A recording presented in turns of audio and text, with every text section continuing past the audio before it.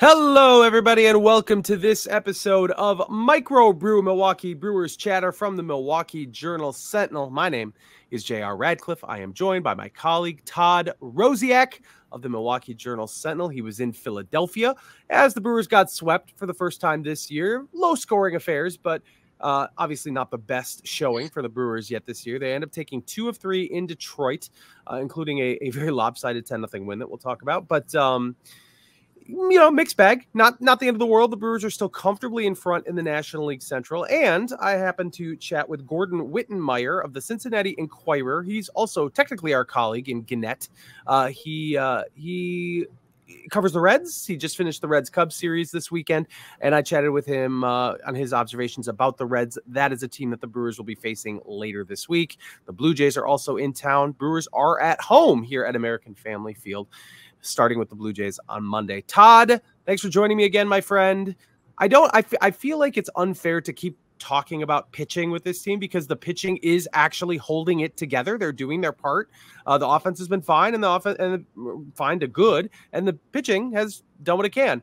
But Robert Gasser's injury feels like a really, really huge one this week. Not entirely sure what the future holds for him right now. He's getting a third opinion after a second opinion. Sounds like surgery is possible, but not what they want to do. So, and losing him, I think, is really tough. The Brewers have won all 5 of his starts. It felt like he was kind of the stabilizer when they were able to add him to the rotation, and now they lose that. The starting rotation has held it together, but I just don't know how many more hits they can take, and I feel like Gasser specifically is a really tough one to swallow. What are you thinking? What have you heard about Robert Gasser's situation, and what are you thinking as you sort of see that transpire? It was still kind of hush-hush, quiet when I was in Philadelphia. So going by what Kurt has reported from Detroit, it doesn't sound super promising. I mean, the good part is that he probably will be able to avoid surgery. Obviously, anytime you have an opportunity to avoid undergoing the knife, that's a good thing, especially when you're talking about a pitching elbow. But this sounds like something that's going to set him back considerably and make him unavailable for the immediate future, which does the Brewers no good at this point. Certainly you want what's best for Robert Gasser and for him to preserve that elbow and get healthy and contribute for a long time to come. But with the dearth of options the Brewers have right now, the timing could not have been worse. And it's just really been almost uncanny as far as the injuries just keep coming and coming and coming, and it's almost seemingly all to the pitching staff. So it's going to be next man up at this point, I guess, and you hope for guys like Tobias Myers, who steps up and throws 8 incredible innings in Detroit the other night, which was quite a story. Carlos Rodríguez, it sounds like, will be coming up to pitch Tuesday.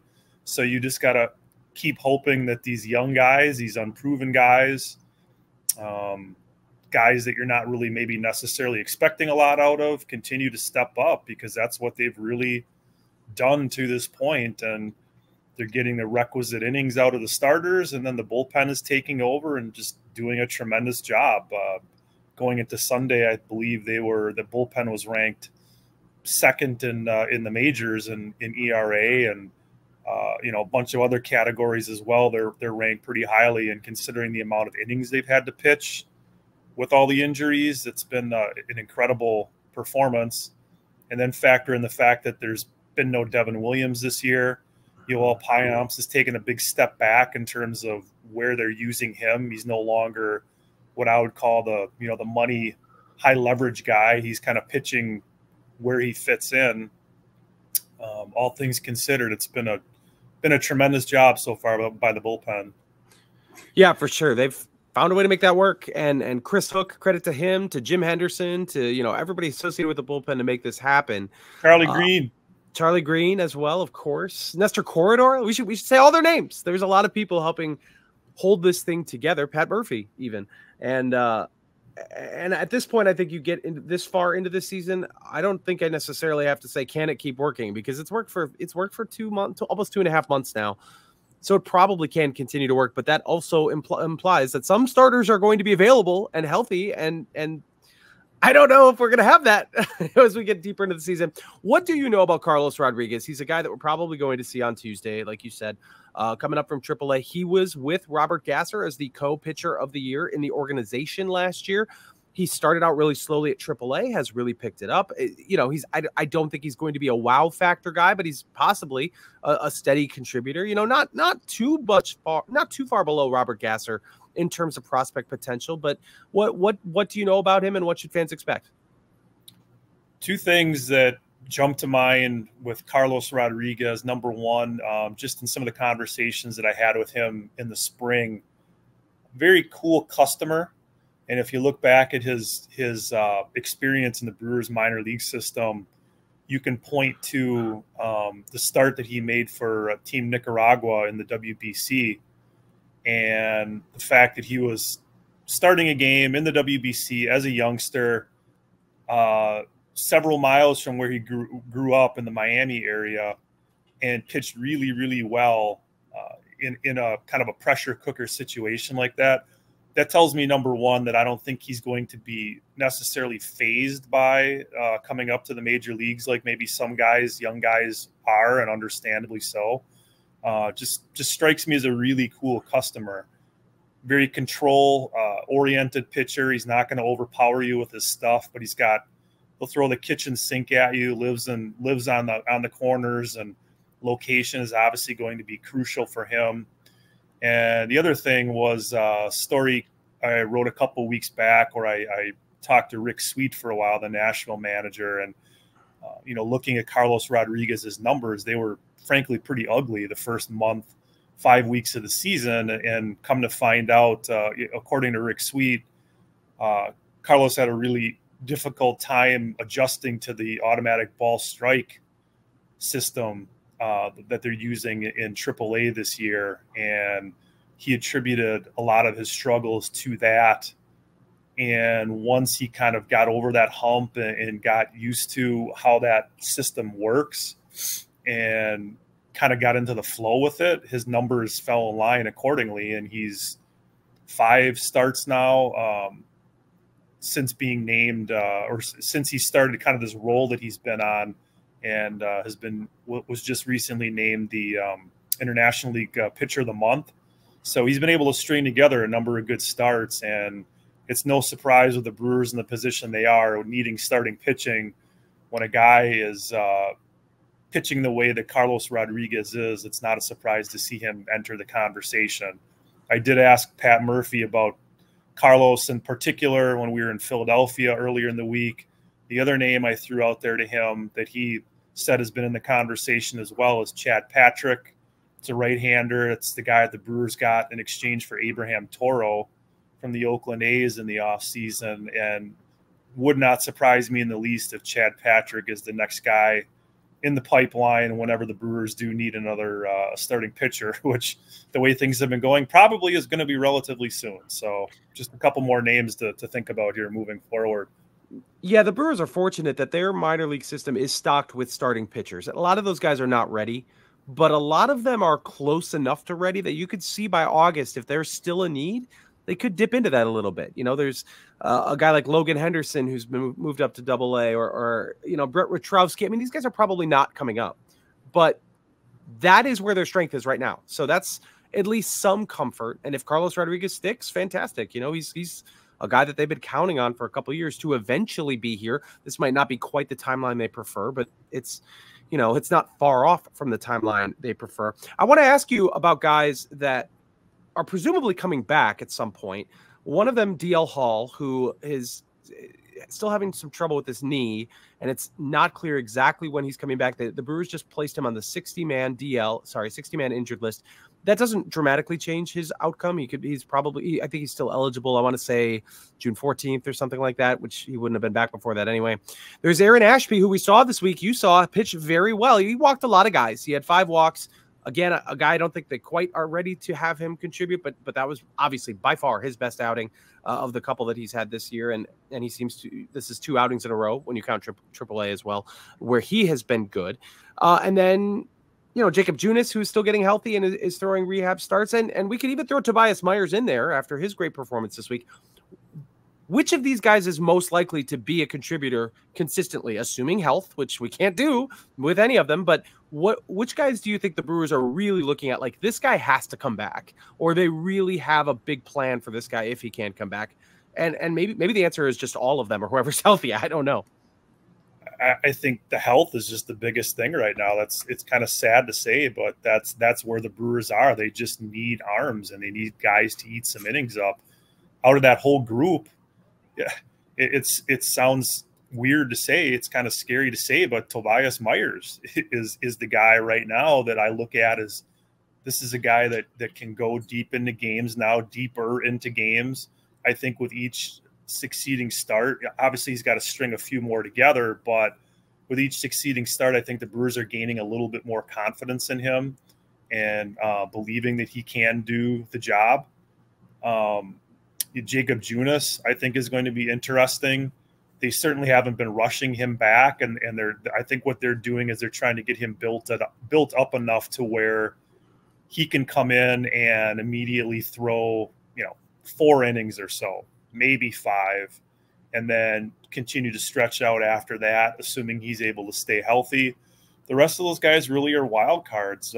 DL Hall, no telling where he's going to be as far as his rehab and all that stuff goes. It's sounds like it's going to be a while yet before he's going to be able to contribute.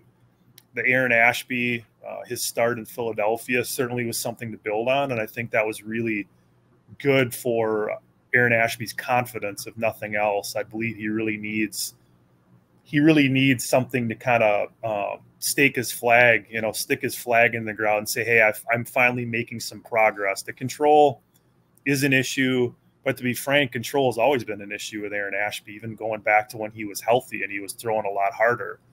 Command was always kind of that one missing piece for him, and he was walk prone. It's worse now, of course, but it was interesting talking to him after that start in Philadelphia, because he's talking about he's now basically embracing and understanding the fact that he's a different pitcher. We don't know if he's ever going to get that velocity back that he had when he was throwing 97, 98, 99 with regularity. Chances are probably not. So he's going to have to learn to live with what he has, embrace what he has, and probably learn to become more of an overall pitcher than just being able to rely on his stuff. Another name that obviously could be in the mix too here relatively soon is Joe Ross. I haven't heard any updates since Philadelphia, but there was talk there that assuming his bullpens that were coming up in the coming days leaving Philadelphia went okay, they were looking at sending him out to do a minor league rehab. And he hasn't missed that much time where he should still be relatively stretched out, that if everything goes okay, he'd be able to slot back in and start giving them some innings as well. So, are there a lot of tremendous, sexy type answers? Probably not, but it's just been one of the stories of the season so far that they continue to win and figure out ways to win despite all these chips stacked against them in the pitching category. Yeah, and the team, remember, was going to say DL Hall had presented the idea that DL Hall, when he came back, if he came back, would be back as a reliever, at least to start with. So, I don't know if we're going to see him start again this year. I probably, if they had their druthers, because they just need those guys. But with the delayed, with the extra scrutiny on the knee now and him trying to get healthy, I don't know if we're going to see that happen. And they still have Taylor Clark as a relief option, and who they signed this offseason, and he was rehabbing and then just straight up optioned to AAA. So I assume they're going to have him up at some point. A lot of guys that I think are going to be knocking on the door. I don't know where the spots are necessarily in the bullpen. Maybe there's one spot now, but and we haven't even said a lot about Freddie Peralta, who is kind of considered the rock of this rotation. But truth be told, it's been a rough go for him as well. He's got a 4.62 ERA since May started. He had a really, really bad outing in Detroit. Really bad. 3 1/3. Just didn't have finish on any of his pitches. And that's a little bit of an outlier, but he's had good starts, but it just isn't seemingly coming together for him this year. Incomplete, the complete package. What do you see when you see Freddie Peralta? He was asked about his health, it seems like he says he's healthy. You know, everyone says he's fine. What are you seeing with him this year? Do you still see, you know, that dominant pitcher in there, or is he just fighting it to this point? I thought it was pretty telling after Freddie's last start in Detroit. This is something that Pat Murphy has talked about, especially during this stretch where he has struggled, that he believes that Freddie maybe is taking on a little bit too much mentally. He's trying to wear that mantle of being that true number one starter. And I don't pretend to understand the process of like how that affects a pitcher, like any pitcher, let alone Freddie Peralta, as far as preparation leading up to a start.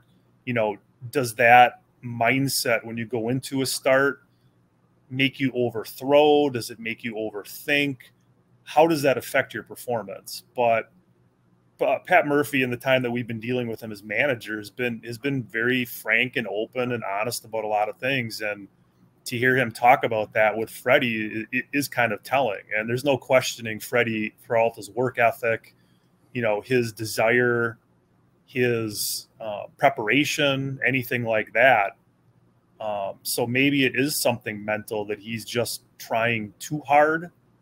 I don't know, but he's clear, far and away the best starting pitcher that they have, and he needs to step up to the plate and start pitching like the guy that he is, and everybody knows he can be. So to me, every time Freddie Peralta takes the mound, you need to win that game.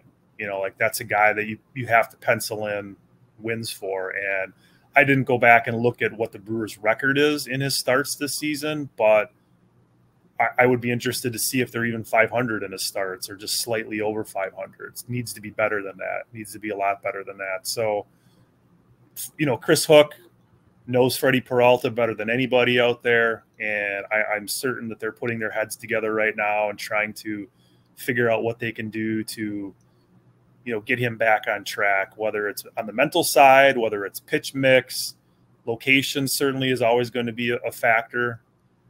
You know, it seems like he's on the same page with William Contreras behind the plate. He's done a tremendous job of working with the entire pitching staff at this point. So it's going to be interesting to see what they do and how they kind of get to the root of what's been ailing him, because they need to figure that out quickly and start truly taking advantage of Freddie every time he's out there, because he's, like I said before, far and away their best starting pitcher. Brewers were able to rally for victory in Detroit in his last start. You might be surprised. The Brewers are actually 9-4 in Peralta starts, but that's misleading. They won all 6 of his starts in March and April. And then since then, it's been quite a bit of a struggle. Now, they were able to beat Detroit. They beat the White Sox before that. The White Sox, can we be honest, they don't really count. At least compared to some of these other teams. So 1-5 or 1-4 in Peralta starts in May. And like you said, like that's just, you just gotta win when your ace is on the mound. They definitely should have won in Miami, that 1-0 game. That was a big one where Peralta pitched very well. He pitched very well against the Cubs as well. They ended up losing that game in extras. So you can't hold those entirely against him, but they got to find a way to win those games. Like you said, let's go to the offensive side of the ball. There are a couple guys that I really wanted to talk about. One of them is Jackson Chourio. He had a nice day again on Saturday. Speaking of that rally with Freddie Peralta on the mound, he has the big go-ahead hit, go-ahead double. Blake Perkins hustles around to score. That was a nice moment for him. I constantly think what I see with my eyes is a guy who's gaining confidence and looks a little bit better, but the numbers are still not there. And he's also a guy who really is, I think, sort of not someone that the Brewers want in the starting lineup. I mean, that's just been borne out. They are more comfortable with him coming off the bench, at least right now. And it comes back to the question of whether he's better suited in AAA right now, if he's going to go to AAA when Garrett Mitchell comes back. If Garrett Mitchell comes back, everything's an if. But presuming he's going to come back soon, I don't know what the answer is. I don't know if this is the right way. This might be the perfect way to handle a guy like Jackson Chourio, to really kind of ease him in. Or it might be not the best way to handle a guy who is capable of producing and just still needs, those reps. I'm not sure. How would you look at it? What do you see with Jackson Chourio and how the Brewers are handling him? I think that this is not altogether unexpected. We've gone over ad nauseum. A young kid, no major league experience, very little minor league experience even. ton of pressure coming into the season. He's had his bright spots, but he's also had his struggles, particularly defensively at the plate, going into prolonged slumps, just not being able to string it all together. That's not to say that, this kid is a washout by any means. By all accounts, he's been very focused. He's been very receptive to veterans' suggestions and instruction from the coaching staff, all that stuff. I just think right now the Brewers are settling in on a rotation in the outfield that they feel gives them the best chance to win. And the player development side of it now all of a sudden has kind of been pushed off to the side. So you mentioned Garrett Mitchell coming back. That's definitely in the offing, and what happens when he does come back. To me, Jackson Chourio going to AAA, I think makes sense on a lot of levels. That way you get him regular at-bats. You get him playing different spots in the outfield, most likely, trying to move him around a little bit, getting him a little bit more comfortable defensively, because let's be honest, he's had some hiccups out there in the outfield, very indecisive at times. He's able to make up for some of that indecisiveness with his speed and his athleticism. He's made some spectacular diving catches as a result of that. But, to me, it's going to be either Jackson Chourio going back to AAA, or can we throw Sal Frelick's name in the mix as a possibility? Let's be frank, he's had a very disappointing season up to this point. And, the offense has been very spotty. If anything, the defense that he provides is going to keep him in the major leagues. But between the two of those guys, there has not been the production I think that the Brewers have hoped. And at this point, with them so far ahead in the division, winning is certainly taking precedence. I think the player development piece goes to the wayside a little bit, and you're just focusing on trying to win games and putting together the best rotation that's going to help you do that. I think maybe the kind of the coolest thing, or the most interesting thing out of this whole discussion in the outfield is, without question, a month ago or 6 weeks ago, whatever, started the season, Blake Perkins would have been the clear and obvious choice to be sent out, and he's become an everyday guy out there in center field. He's become an irreplaceable part in the lineup, guy that has been a pretty reliable offensive contributor at the bottom of the lineup. The switch hitting thing is valuable. He's the designated bunter. He squares around a bunt every game, it seems like now, to give the offense something to think, or the defense something to think about. He's making tremendous plays in the outfield. What happens to his playing time when Garrett Mitchell comes back? That's going to be interesting to watch too, because certainly the Brewers are going to want to get Garrett Mitchell in the lineup. So just a lot of moving pieces right now, but what happens once Garrett Mitchell is deemed healthy and ready to go is definitely going to be worth watching, because Jackson Chourio is a sexy name. He's a big name. He's making a ton of money, and no doubt some people are going to be up in arms if he's the odd man out for the time being. But that certainly is no, I don't think a check mark against him, or any kind of, I don't know. I just don't think it's going to really bode very heavily on his future, to be certain. Yeah. Get him down there, get him some at bats, and see how he responds to that. Yeah, I think you're spot on. It's a fascinating question if it's Frelick or Chourio, quite honestly, because Garrett Mitchell's a lefty, Sal Frelick's a lefty, can play elite center field defense. Already got Blake Perkins there as well. I feel like Frelick is the guy who's suddenly replaceable, because you've got those attributes from Blake Perkins, who I love the idea. There were 4 possible starting center fielders on this team before the year, and none of them were Blake Perkins, and he is the guy right now. It wasn't, you had Frelick, you had Weimer, you had Chourio, you had Mitchell. It's Perkins. So I really don't know what happens. I think that's going to be a really fascinating call. Garrett Mitchell has not yet begun rehab work, but it's getting really, really close. I believe he's out in Arizona now, I think, getting some work on the complex before heading out on a rehab assignment. Real quickly, Joey Ortiz, speaking of rookies, pretty sensational. 911 OPS these past 10 games. I think Rookie of the Month in May. Is that right? National League Rookie of the Month in the month of May. Correct. He did go 0 for 4 on Sunday, and there are going to be ups and downs with him as well. But the fact that we can even use his name in a Rookie of the Year race is something that I personally could not have possibly seen coming. But he has really stepped up and filled that void. So I don't have a good question other than just like, wow, I just didn't see this coming. And he has solidified himself as a very good third baseman, not just defensively, but the offensive numbers, not the home runs, but the offensive numbers overall. I mean, that's third base level production the way that he's been so far. This is wild. It's been interesting. I when I sat down and wrote the feature story that I did on him for the off day last week, to me, just the obvious angle that popped into my head was after that, the Corbin Burns trade, everybody was DL Hall. Joey Ortiz is like, oh, he's the afterthought. That's not a knock against him, or not to say that the Brewers or anybody didn't think he would develop, but it's just interesting how quickly the narrative has flipped, and DL Hall, because of the injury, is basically out of sight, out of mind, like almost any injured player is going to be. And Joey Ortiz, meanwhile, has stepped up and taken advantage of his opportunities and really done a good job, both offensively and defensively. And I think what does he have? 5 home runs, not, tremendous run production numbers, but trending in the right direction. And if you look at what he did 2 years ago in the minor leagues, he proved that. I think he hit 19 homers, drove in 80 some runs.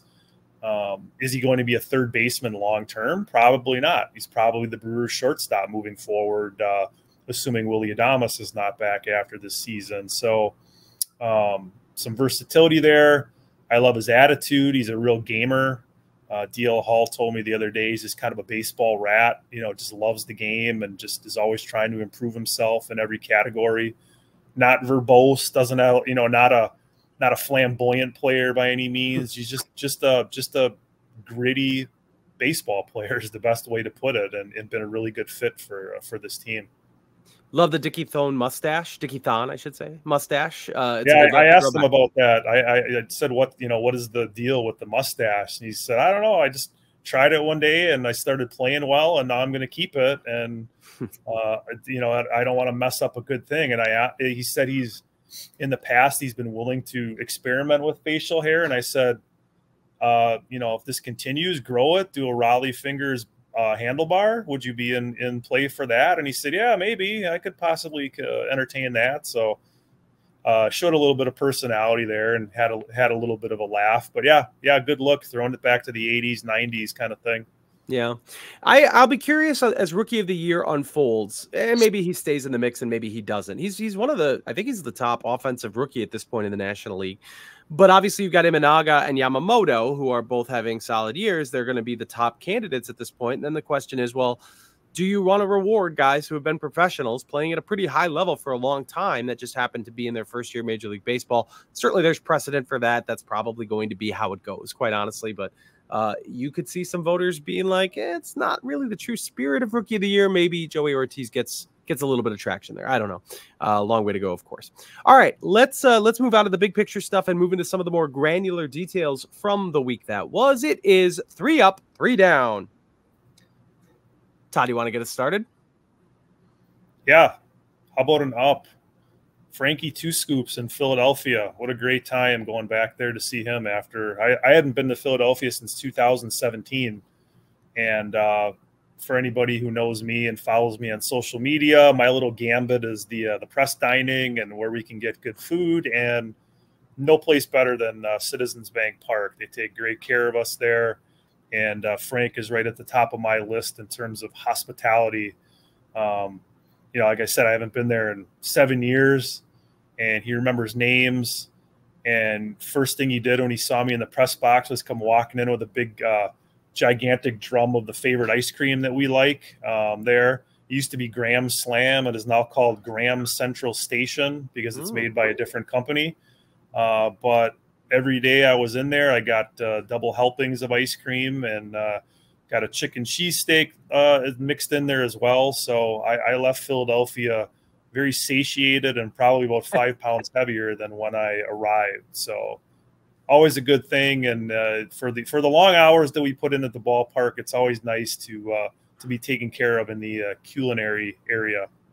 Ah, yes, that is your favorite part of the job, is the culinary side. Of course. So love a good ice cream story.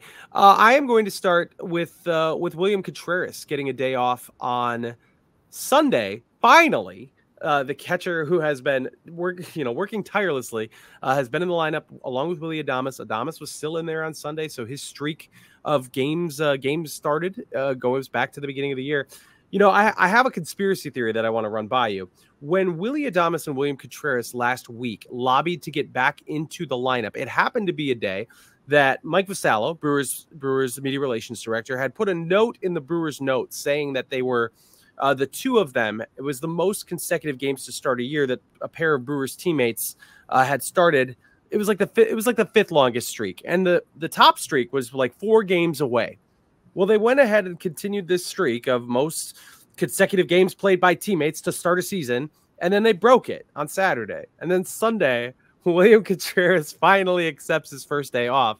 I wonder if they saw the stat and were like, no, we're getting that record. That's what we are getting, that record. I don't know if that's true, but William Contreras has struggled. I think he's still hitting the ball pretty hard, but he has struggled. He had like a finger thing over the past week and a half. Looked like he needed a break. He needed a day off. It would be nice actually to get him a couple days off in a row, and you don't have that with the way the off day falls this week. But I thought it was probably called for, especially, and then the Brewers fell way behind, and it looked like the absolute right call. So I honestly glad to see him get a day off. I think it's cool that he is an Iron Man, but also you're a catcher in the big league level. Man, you need a break or two. So that seemed to be the right time to do it. Yeah, he two things I will say. Number one, he has been hitting the ball hard still, just been a victim of some bad luck. And then kind of a funny little look on the inside. He has blocked Mike Vasallo on social media. Ooh. He did that weeks ago because he doesn't want to get caught up in all this stuff that's going on, all the notes and everything. And Mike does a great job as far as, he does a great job, period, but getting us those types of little notes and tidbits that are very interesting. But the players feel like whenever he brings that stuff up, he's jinxing them indirectly. Ah, okay. So guys give Mike a lot of grief in the clubhouse, and William took it far enough to where he actually blocked Mike on I can't remember, it must have been Twitter. So maybe somebody communicated it to William. Maybe Willie knew about it. The word travels fast, but I'm certain there's something to that, them getting back in the lineup. Pat Murphy told us in Philadelphia that there was a funny backstory, but he wasn't going to tell us on the record. So we were not able to discern that, unfortunately. But I love that. Yeah, sticking with the Philadelphia theme, just seeing the whole Rhys Hoskins thing go down, going back there was really cool. And talking about that in Philadelphia, just what a pro and what a class act Rhys Hoskins is. Just pro in every way, and you can tell that he was raised the right way in the Phillies organization. And from the time that I bugged him, asking him about going back to Philly shortly before we headed out there for a preview story, all the stuff that went along with it, all the pomp and circumstance, there's tons of cameras in his face, reporters coming over every day, just handle it like a class act. And then to have him homer in that first game, the cheers, the boos, everything. It was really cool to see and to witness in person. And then I saw after that first game, I obviously we're in a press box, we're removed, we don't see everything, but Emmett Prosser, our coworker, put together that cool piece about that little girl in the stands who was crying, when he went over and signed the autograph. So after that, the next day, so the second day, Tuesday, we were in the clubhouse and just kind of lingering near Hoskins' locker near the front of the clubhouse, and it was me, it was Mark Feinsand was there, Jason Stark, and Rhys walked over to his locker, and I was like, "Hey man, you got some nerve making these little kids cry like you do." And he was just like he goes, I had to walk away. Like, if you see in that video, he signs, he gives her a hug and everything, and then he turns around and walks away. He's like, I had to get out of there because I was going to start crying otherwise. Like just super, super emotional, and watching that all play out, we get a little bit very cynical. I shouldn't say not a little, very cynical and sarcastic in doing this job for many, many years. But, that's a good reminder that we're all human and there's emotion involved, and to be able to go and step into the box against Zach Wheeler and then later to hit a homer and to do all those things while people are giving you a standing ovation and all that stuff. Just an incredible 3 days. And I'm sure Rhys Hoskins slept very, very well after they headed out of there and had that off day Thursday in Detroit, because he no doubt needed it. Yeah, what a wild time for him to steal a base, which Rhys Hoskins, we've talked about it before. He's not a candidate to really steal a base most of the time. And he does it on JT Realmuto, and then he gets thrown out trying to score on a single at the plate. The Brewers made a lot of outs at the plate in that Philly series. Funny moment. I mean, it's maybe not funny for Brewers fans in the broader context that they could not score runs in that series, but very cool to see him interact with Philadelphia. Just like you said, a really nice moment, human moment. You know what, though? I'll riff on that a little bit for my next one. Kind of the secret of the week is the Brewers did not homer again after Rhys Hoskins hit that home run on Monday. Mm-hmm. That's 5 straight games without one. And we go back to the White Sox series. They hit 1 home run in that series. Jackson Chourio had that home run. So the Brewers are in a little bit of a power slump. Now they're not, they're still like, I think, a top half team in home runs, and they're still like a top 3 team in OPS overall. They're still obviously getting on base a ton, lots of hits, lots of singles. But I would keep an eye on that. That worries me a little bit, because if this team isn't capable of, occasionally, or I shouldn't say occasionally, of consistently, like, hitting a home run, certainly every other game, if not every game, I do think that'll catch up to them. It did in Philadelphia. They didn't have that punch that they needed when they lost, 3 really close games. They needed more thump, and it didn't happen for them. Now the Philly pitching is super elite. When you score 10 runs against Detroit, who cares if you homer or not? That's very good. But the Brewers will need to discover their power stroke a little bit and be more than just maybe a top, 10 to 12 team in home runs if they want to be a serious contender when they get down to the stretch and into the playoffs and stuff like that. So something to keep an eye on. Not a big deal, but just a little bit of a slump that they're in. All right, what do you got to close it down? Yeah, I just kind of riffing off that a little bit. Then Willy Adames has been in quite a dry spell as well offensively, and he's hit some balls hard, not really. There's been a lot of strikeouts mixed in there, and this goes back to the William Contreras thing. He should be due a day off, I would think, at some point as well. Maybe this wear and tear is kind of getting to him a little bit too and affecting the quality of his at bats, and defensively, you cannot knock him at all. He's been as solid as always. But maybe lagging a little bit through the strike zone, maybe his plate discipline getting a little bit thrown off. Guy's human, like I said before, we're all human. I'm only human. I heard that on the radio today, so it's stuck in my head. But maybe we'll see Willy Adames getting a day off here in the coming days as well. Yeah, I could see that for sure. All right, my third and final is we had another one of those cool rookie debut moments, a guy who's been in a lot of independent league baseball, James Meeker, relief pitcher, who has already been sent back down, but he got his moment, 29 years old after, toiling for as long as he has. He finally gets his big league opportunity. My family watched the movie The Rookie this weekend. This is not nearly as dramatic as that story, but it is cool. Anytime somebody in their upper 20s gets that first shot, scoreless inning, got some work in, and with the benefit of some really nice glove work by Joey Ortiz, got out of the ninth inning to preserve the shutout against the Tigers on Friday night. And then again, they sent it back down. The Brewers actually made a roster move to add from the Dodgers, claim off waivers, or I think just signed to a deal as a free agent, Eliezer Hernandez. So James Meeker's spot was immediately taken away, but still cool. I imagine he wasn't DFA. There's a chance he comes back. Perfect example of one of those guys that when you have had a lot of injuries, there are certain guys that, they're not prospects, but you don't want to use a 40-man spot right away on a prospect, because if you bring those guys onto the 40-man, you want to make sure that they have a big league opportunity. So there are these in-between guys who are performing very well, who I don't want to call disposable, but in essence, it's okay if they're here for a short time and gone again, because there isn't that long-term commitment that the organization has. So it works out for a guy like James Meeker, who was doing extremely good work at AAA Nashville and absolutely deserved the call up. And it was great that he got that opportunity. Eliezer Hernandez is here for now. Kurt Hogue mentioned his sort of dubious claim to fame in Brewers lore is that he threw the pitch that Christian Yelich fouled off of his kneecap in 2019. And who knows how history changes if that doesn't happen. Maybe the Brewers go on a run in 2019. Maybe Christian Yelich doesn't have the multi-year struggles that sort of seem to correlate to that, even if that's, maybe that's the reason, maybe it's not, but that's certainly a flashpoint in Brewers history. But yeah, some roster machinations there, and we will see how that goes from here. Okay, that does it for 3 Up, 3 Down. A couple things we could have mentioned. All-Star voting has begun, so that's underway right now. There are not a lot of great outfielders in the National League. There's a really good chance, really, really good, that Yelich makes this All-Star team in addition to William Contreras, who will make the All-Star team.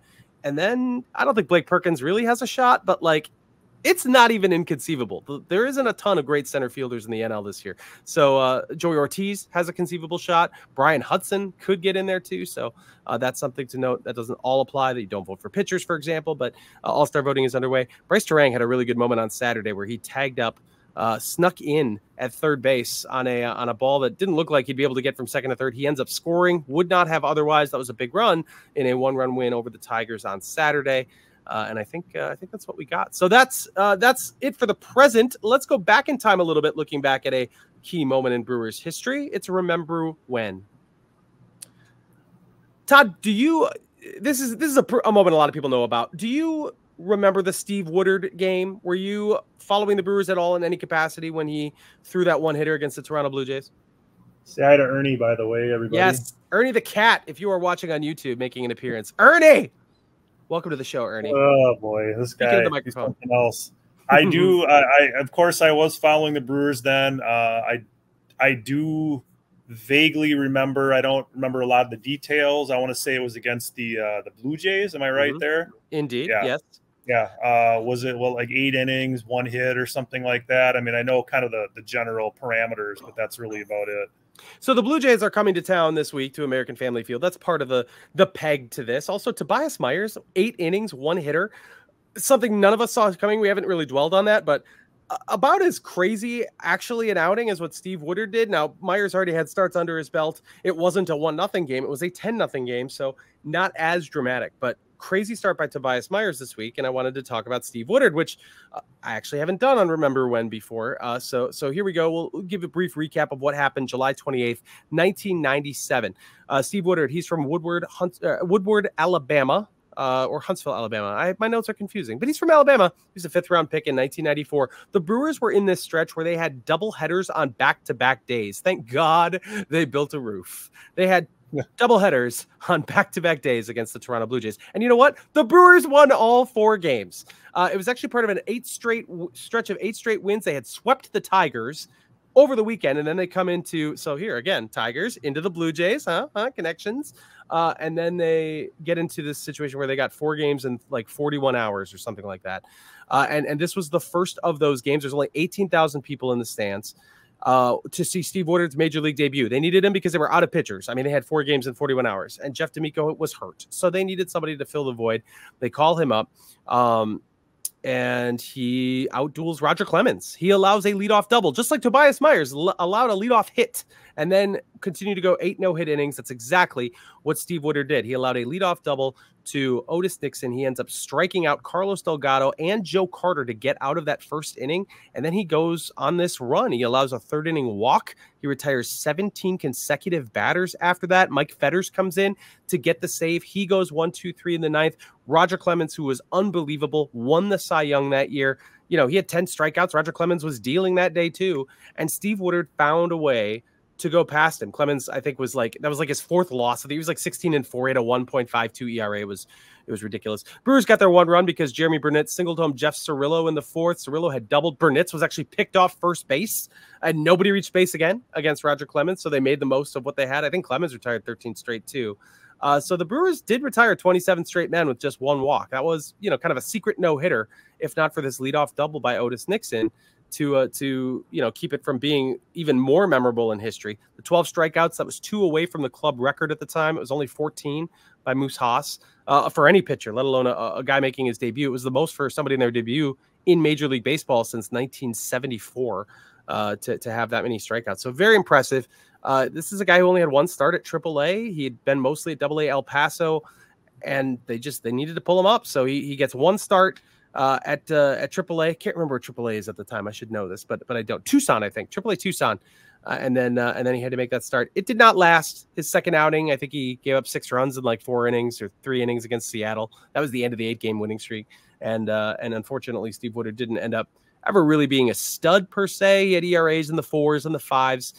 Struggled in 2000, and then the team traded him along with a couple other guys, Bob Wickman, to Cleveland for the Richie Sexton trade. So the Brewers actually got quite a lot out of that deal. Richie Sexton had a couple of really great years.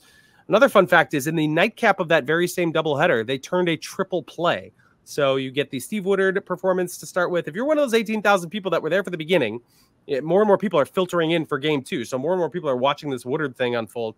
You also got to see a triple play in the nightcap, which was pretty good. That Brewers team wasn't bad in 97. They were right around 500, 50-52 after that first doubleheader. It did not stay that way. They ended up falling way out of the picture. But Steve Woodard, one of the most remarkable, probably the most memorable debut in Milwaukee Brewers history. And a one-hitter, Tobias Myers, similar numbers, the way that he pitched on Saturday to beat Detroit. Very impressive stuff. Friday, that was, but to beat Detroit.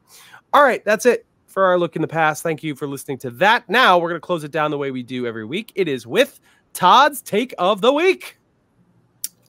So I was just kind of curious, going back to all the injury talk and everything. I just to satisfy my own curiosity, I went back and looked around a year ago, compared it to now. What do you think as far as players used? Yeah, they've quite famously, I think we're using, I want to say 61 players over the course of maybe last season. I'm not sure if it was quite that high, but I think it was. I would imagine that they are a little bit ahead of where they were last year, as in better, fewer players used, because as bad as the injuries have been, it's almost exclusively starting rotation guys. They, outside of Garrett Mitchell, they haven't lost a lot of guys. You know, Hoskins and Yelich both went out, but they haven't lost a lot of offensive players yet. Yeah, you're right. Last year around this time, they were at 45 players used. They're at 43 right now. And yeah, the majority of them have been the movement has been on the pitching side. So I'm just going to read off some names here. It's fun. It's a fun exercise every year, looking back at the end of spring training, what the opening day roster looked like, and then as you get into the season, just some of the names that pop up that you never ever would have expected. So just on the pitching side alone, Bradley Blaylock, Kevin Herget, Eliezer Hernandez, Jared Koenig, Corbin Martin, James Meeker, Tobias Myers, Enoli Paredes, Mitch White. I mean, it's just kind of mind-blowing when you think about it. And all those, almost every one of those guys has made, multiple appearances, done some decent things. Really the only guy that you can say, 2 guys out of that group, Bradley Blaylock and Corbin Martin, haven't technically pitched for the Brewers yet. Certainly Blaylock looks like he has a bright future ahead of him. Was more of a, kind of a length thing, brought him up just to make sure that they had enough length in case the games didn't go according to plan. Corbin Martin now, I believe, is with the Orioles, but just like I said, a fun exercise to what you project going into a season and what you end up with just 2 months into a season, all due to injury. Yeah, the injury situation wasn't great last year, and they won the division. And I know that it feels like the Brewers have been besieged by them, but, like you just illustrated, it was a little worse last year. I mean, they haven't really had the position players go down, and that's maybe partly why their offense has been pretty good. Again, they're number 3 in on-base percentage in Major League Baseball, and it's like the Yankees and Dodgers ahead of them. You would love to be in that place. There's only 10 teams with a winning record right now. 10 of them on Major League Baseball, and the Brewers are comfortably in that mix. So they are in a good spot right now. A lot of potential contenders in the National League Central, which I'll talk about here in a minute with Gordon Wittenmyer, but the Brewers they're okay. They're gonna be all right. They get a couple of these pitchers back, they'll be more than all right. So we'll see how that goes. Todd, any last thoughts before I send you away? Ready to go cover some home games this week. Be nice. It's been very road heavy first half, in my opinion. I've been on the road a lot. Was in Philly last week, obviously. Going to be home this week, and then got a 7-game road trip out west next week already. So Angels and Padres coming up. West Coast swings are always a good time, but try to take advantage of the home cooking, as they say. Will you be enjoying the renditions of "Oh Canada" that will be playing this week as Toronto Blue Jays roll into town? Always. Yes, big fan. I am. Beautiful song. I love it as well. It's Toronto Monday, Tuesday, Wednesday. It's another day off Thursday, and then Friday, Saturday, Sunday is the Cincinnati Reds. They are coming to town, a renewed team. They just came off a 7-game winning streak. They were in second place coming into Sunday. They're still tied for second. Very crowded NL Central below the Brewers, so that is super interesting to note. And that leads me to my next conversation, which is with Gordon Wittenmyer of the Cincinnati Enquirer. We're talking Reds. He also knows a lot about the Cubs, so we're talking Counsell. We're talking the Cubs situation, and if they are still the team to beat, or kind of how he feels about the NL Central in general. He knows a lot about the league, so about the division in particular. So had a little chance to chat with him on Sunday afternoon. That's coming up next. Todd, I'm sending you away. Thank you for joining me this week. We'll talk to you again very soon. Always a pleasure, JR. Indeed. All right, here's Gordon Wittenmyer. Thanks for tuning in, everybody. We'll talk to you again very soon. Bye-bye. My guest is Gordon Wittenmyer. He is the reporter covering the Cincinnati Reds for the Cincinnati Enquirer. He has been around the NL Central quite a bit. He's covered the Cubs for a lot of years, so he pretty much knows as much about the NL Central as anybody. The Brewers and the Reds will face off here at the end of this upcoming week. And the Reds are in second place all of a sudden, or at least they were as of Sunday. Things, you know what? I haven't even looked at the standings. Everybody's so bunched up, Gordon. I don't even know right now who the second place team is. They're tied. All right. So wild times in the NL Central. The Reds, I think I personally kind of left them for dead. That was foolish because they weren't that far out, and now they're playing quite a bit better.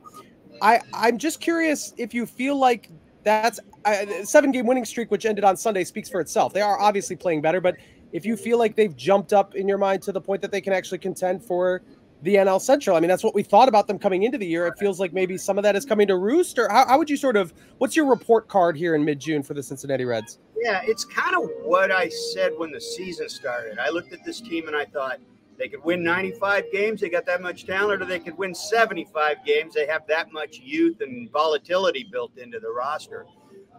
But that said, as I look at it right now, more than 2/3 of the way in, I don't put any more stock in that 7-game winning streak than I do that horrible May they had. A lot of that's a function of schedule. They played all their West Coast trips. They don't play another game west of the Central Time Zone, and nobody else in the division can say that. That's how grueling their road schedule has been in the early going. Plus, they've played all their games against the Dodgers, all their games against the Phillies, all their games against the Diamondbacks, Orioles, who am I forgetting? Padres, and Texas Rangers. So, I mean, that's how bad the schedule was. And that was most of that. Almost all of that was packed into a 6-week stretch, which was just miserable. And a lot of that on the road. So we knew it was going to get better. It had to get better just because of the grind of the travel as well as just what the schedule looked like on paper. So that's part of what we're seeing. We're also seeing TJ Friedl get healthy and back in that lineup. He's a big part of igniting that lineup. They don't have a lot of count on it. You look at the Phillies, right? And they got all those, $300 million guys. And if one guy goes out, you got another guy you plug in. There's not a lot of that here. They need all their guys healthy, and they rely on a sum of their parts rather than 2-3 superstars to get things done. And so when TJ Friedl comes back, that lengthens everything, right? And he's top of the order against every right-hander, some left-handers, and he's a key part of that lineup every day, regardless of who's pitching. So that's a big part of it. They have pitched, and so there's that. And then the other thing, when I look forward. Can they win this division? Sure. Can the Brewers? Absolutely. Can the Cubs? Yeah. Sure. I don't know about the Pirates, but who am I to say they can't, given just how crazy this division is and how crappy this league is. Yeah. So where they're at. So one of the guys who isn't healthy is Matt McLain. He hasn't played all year. I was telling anybody who would listen, talking about Ellie De La Cruz last year, that, there's a lot of rookies on this team. I would put a lot of them ahead of Ellie De La Cruz and Matt McLain at the top of the list. But then he went down late last year, which I think kind of correlated with the Reds falling out of it. And then he's hurt to start this year. What is the status of him? Are they? I mean, clearly they're okay without him. Are they going to be able to sustain that if he's gone for still an extended period of time? Like, what's the update on Matt McLain? Well, you're right to focus on him because he was a guy they focused on coming in. They thought that for his lack of experience, remember, he broke in May last year, so he doesn't even have a full season in the big leagues, but they still felt like he was one of their stable pieces in the lineup because of what he did from day one to day last when he was in there last year. So, plus, he's their best defender. Yeah. De La Cruz was probably still going to be the starting shortstop, but McLain, at least as the season opened, well, at least until he got hurt, was probably the better shortstop just in terms of being more consistent and being able to do more day to day out there. The two of them at second and short figured to really stabilize the defensive unit, and especially with Friedel in center, you really like you're up the middle, and then both Friedel and McLain open on the IL. So a lot's made of those two bats that they lost, but they lost two real good gloves too up the middle. And so Friedel's back. To get to your question on the status of McLain, we still aren't sure whether he's going to be out for the season. He's been cleared to ramp up some activities. The hope is in the organization, and if you talk to Matt, is that he might be back at some point in August, probably on the backside of that month. But all it's going to take is one setback, and not really even a setback. All it'll take is kind of a slowdown in that process to mean he's out for the year. So they're counting on at this point. They're going to have to count on getting it done without him. If he comes back, certainly it would just be a bonus. You refer to the pitching. They made an interesting move by sending Graham Ashcraft down to the minors. They have had the opposite situation with the Brewers, where the Brewers have had like 12 starting pitchers. The Reds, I think, have just had 6, which is not what I thought for them. I thought that they would be still trying to figure it out. And here, all these guys, Andrew Abbott, Nick Lodolo, like they've kind of figured it out. Do you think they're pitching above their heads a little bit, or like could this? I mean, if this sustains, I don't know why anyone wouldn't look at the Reds as a legitimate, NL Central contender. Right, and this is all by design. This isn't surprising to anybody around these parts because the so-called big three from the 2022 rookie class was Hunter Green, Nick Lodolo, and Graham Ashcraft, literally in that order when you looked at the opening rotation in 23. And Lodolo is probably the best of the bunch. Hunter Green's pitching as well as anybody right now. And Graham became kind of the weak link. But they had those guys in their minds all coming back healthy, starting their third seasons together, with Andrew Abbott, who broke in and did a good job last year, kind of almost as a maybe sixth guy. Yeah, like he had to earn a spot coming out of camp, and he did, and he's pitched really well for him. Not a big surprise because we saw what he was capable of last year before he basically fatigued down the stretch. And then they added Frankie Montas. Yeah. We saw what he could do when he's been healthy in the past. He missed the better part of a year plus coming into this season, but he's been healthy. Now he didn't pitch well at all on Sunday. The start before that was his best start of the season, so he's been a little up and down.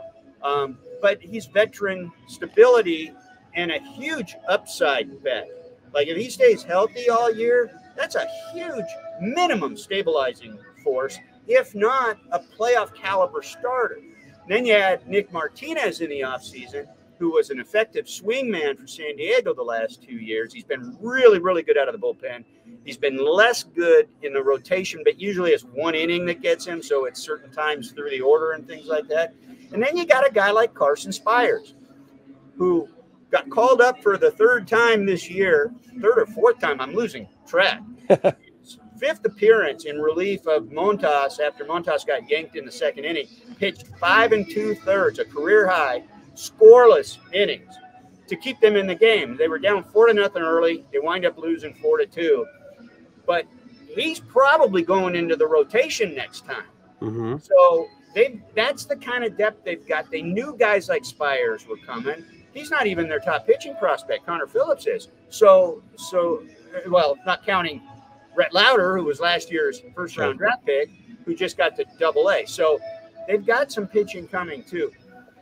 The idea that they built in depth to go with the guys that were returning to good health this year, and then double down on that depth, both in the bullpen and in the rotation, are, I think, directly those are the direct causes to the effects we're seeing on that pitching staff this year, and why they've been infected, why that bad May didn't turn into like a 3-win month or something like that. Sure. Brewers fans will know the name Carson Spires. His uncle Bill was a longtime member of the organization in the 80s and 90s, so they could see him this weekend.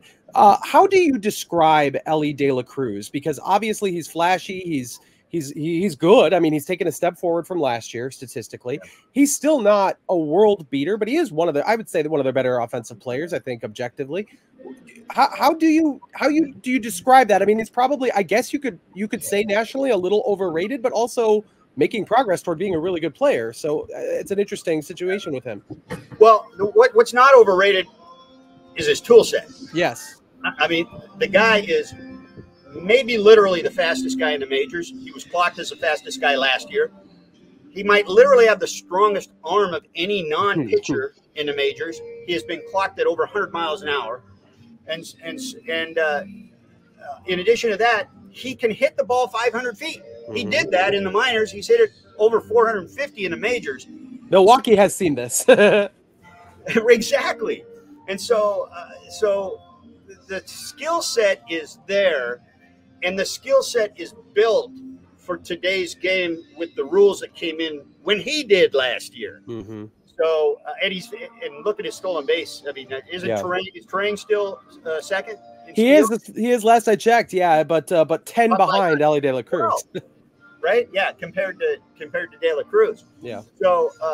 So he's squeezing everything he can out of skill set. If he could just be an average swing and miss guy, an average strikeout guy, the numbers would skyrocket. And that's the one thing holding him back, is he's still a very young hitter. He's only 22 years old. He just like 3 days ago had his 1-year anniversary in the league. So the fact that he's getting all this attention, you mentioned overrated nationally, I guess, but if anybody has, it's hard to really, it's kind of on you if you think that he's going to be whoever, the second coming of Willie Mays or Mike Trout, like with less than a year in the big leagues at an age 22. He's doing pretty well. He's probably their first third MVP among the position players. That said, I got no idea what direction he goes next. It's so up and down and roller coaster with him. But the word that I would use, you said, how do you describe him? It's electric. And when you talk about electricity, it can be very powerful. It can also be very deadly. Yeah. Very volatile. And that's exactly what he is. Sure. All right, let's go to the Cubs a little bit. You just watched the Reds take 3 of 4 from the Cubs. Cubs are in a bad spot, a little bit of a tailspin. They did have a couple wins this past week over the White Sox, but they have fallen out of. No, they don't count. The White Sox don't count. And they fell behind like 5-0 and 5-1. Yeah, the Brewers were down 2 runs in all 3 games against the White Sox last week, and no one was worried there. That was the White Sox are it's down bad. But Craig Counsell, of course, is the thing that everybody's interested in Milwaukee, and it does feel like the tide is not favorable toward him right now. I personally maintain if you want a guy who's known for his long-term results, you got to give him more than 3 months before you start panicking. Get more players too. Yeah, well, that's also nice too. What do you think of the job he's done? Do you feel like he's been given fair treatment in Chicago? How do you feel? What temperature is it for Craig Counsell as a manager of the Chicago Cubs? I don't think the temperature's heated up on him in terms of the fan base or criticism or anything. I think it's kind of like when they made that move. First thing I said was, now you got to go get him players. You can't just run out the same team as last year, because this move signals that you're in, that you're trying to win this thing, that you're going to take a next step. Next step requires players. I don't care what you do with the manager. Go hire who's the greatest manager ever? I don't know, John McGraw, right? Or Sure. Connie Mack. I mean, go find whoever you think is the greatest manager in history. Nobody wins without the players, and you can't just run the same team out there and not fix the bullpen and not add to some of the bats that where you had some hitting deficiencies last year. And basically, you went and got Shota Imanaga. That's great. And he's done better than anybody had a right to expect. But when you measure that, both in terms of financial commitment and in terms of track record or what expectations, it's Marcus Stroman. It's the guy you lost. So you really ran the same team back out there, and you're kind of getting the same results. I mean, look, that bullpen's been an issue. Yes, they've had some injuries, but they've also had massive underperformance. Nobody's blown more saves. Well, nobody's in the National League has blown more saves than the Cubs, and only 2 teams have more walks than that bullpen in the National League. And so those are performance issues, and then they lead to the ERA, which is the 3rd worst among NL teams. So that's the players, not the manager. The last manager had the same issues there. Some of the young players that didn't perform or couldn't play the defensive positions that the front office was trying to push on them, thinking that this next manager could get something out of them. They're relearning the same things they learned last year. So that's not on the manager. That's on the front office that decided the manager was going to make this massive difference without really upgrading the roster. I still believe in the Cubs as a major contender because of that starting pitching. You mentioned Imanaga, but then Steele and Assad. I mean, these guys are awesome. And yes, the bullpen is not good, but I always think, well, the bullpen will get upgraded midway through the year if they need to do it, or guys will figure it out. I think of that Phillies team that was so bad in the bullpen and then went to the World Series. Like that is so volatile. So it's a dangerous game to play if you think like I agree with you. Starting pitching is more important. And some people have said, well, they got these young pitchers that are plugging into the rotation. Maybe they should put them in the build-pen. No, you get more innings out of them in the rotation. Yeah, it doesn't matter. If you don't have the lead, you can't hold the lead. So build your rotation first. Okay, good. They've got a good rotation. But it's a dangerous game to play thinking that you can go into that trade market and upgrade your bullpen. They tried to do that last year, and I put tried in air quotes because they didn't do much. They went out and got a guy from Kansas City, Quas, who's in the minors now. Yeah. They didn't do anything else. They didn't commit to anything else. The prices were very high in last year's market. And where the potential contender field, especially in the National League, might be as we get closer to the trade deadline, prices might be even higher and sellers might even be more scarce. So, again, dangerous game to play. You could have a lot of teams coming after a few arms, and that's going to drive prices sky high. And there's supposedly the Cubs are one of the best farm systems in baseball, but that's measured, near as I can tell, that's measured more in depth. So they might be able to throw numbers of prospects at you, but there's some other organizations that have much more highly ranked, desirable prospects that if they wanted to could probably seal a deal with a given guy. So it's going to be a tough road to hoe for them at the trade deadline if the landscape stays similar. All right, last question. It's June 10th, long way to go. But who do you like in the NL Central? Maybe this is an opportunity to get an outsider's perspective on the Brewers if you think they're for real with the lead that they have right now. But is it going to be a jumbled mess all year? I guess it probably will. I think it's going to be a mess all year, really. I mean, if Sonny Gray stays healthy the rest of the year for St. Louis, they're not going to go away. Right. They'll stay in it. I think the Reds, with the pitching depth that they have, are going to stay in it. I don't think they're going away at this point. They've climbed back up to that roughly 500 area, and they got a chance to put another 5-game win streak and another 7-2 run here and there together with the softer schedule in the middle. And the Brewers, I said from the outset that I didn't expect the Brewers to go away. I also didn't expect them to win 90, 95 games. Yeah. However, the start that they got off to is money in the bank. Now it's a matter of if the pitching can hold up. They're the best hitting team in the division, and I think that'll hold. They're the best fielding team in the division. I think that should hold. And those are two huge keys, but we all know that pitching is the biggest part of baseball. Yep. And so can the pitching hold up? That Gasser injury That I mean, that could be, bigger than anybody thinks right now. Yeah, I agree with that. He is Gordon Wittenmyer. You can find everything he has at the Cincinnati Enquirer. He knows everything about the NL Central, so he's a good guy to go to. I really appreciate the time, Gordon. Take care. We'll see you when the Reds roll into town later this week. You got it. Thanks for having me on.